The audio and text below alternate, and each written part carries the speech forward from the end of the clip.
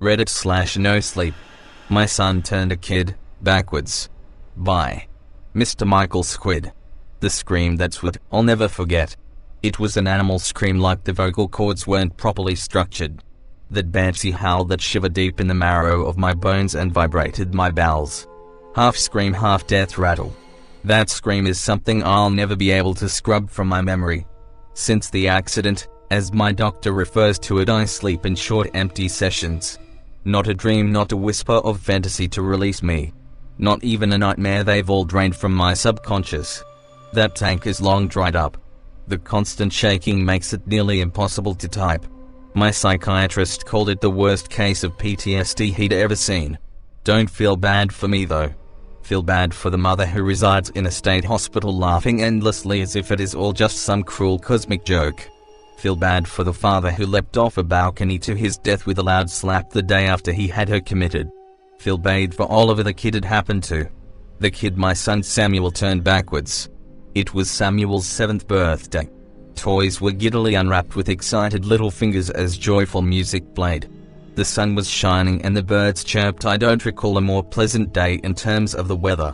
The kids had been yelling and getting a little rough. One of the kids had been teasing Sam for still playing with stuffed animals. He sounded a bit cruel and nagging. That was the last thing I heard before that awful silence. I went inside for just a few minutes to reply to a work email when the din of children bickering stopped abruptly. Suddenly it was too quiet.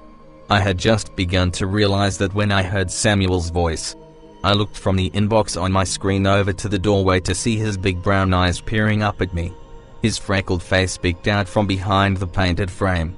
"I turned someone backwards," he said in a shy half-whisper as he watched me, waiting for my angered reaction. It was a child's riddle to me though. Something innocent and playful. A game more than likely, but then I heard it. I heard that blood-curdling scream like razor blades across my eardrums. It came from outside. It was guttural. Animal. It seemed to linger in the air like some ungodly siren. I ran out the back door to the lawn, only wondering what could possibly be the source of that terrible wailing. I then saw what backwards meant. There was an abstract form standing in the lawn. It stood half the size of a man on 2 mangled legs of bending bone and exposed meat. It trembled as if cold from having just shed its skin, but the skin wasn't missing. It was inside out, stretched over the glistening sculpture of Venus horror that ran fluids like a searing pork chop. Yellow beads of fat swirled down over the ribbon fibers of visible muscle which spasmed and twitched in an unknowable pain. What must have been the head was the worst. It had a hole in the center that streamed the sagging rope of brain past exploded shards of teeth which splayed outward in white streaks like pulled taffy. Inverted intestines slipped down the lubricated pelvic bone, jutting white and pristine as if unaware it should be encased in flesh. Pattering offal plopped noisily onto the sunny tarmac. I could hear it then, through those rattling screams of the other children and parents, who had only then processed what they were seeing. It whispered in confusion, twitching and wincing slightly at first from the gradually building pain.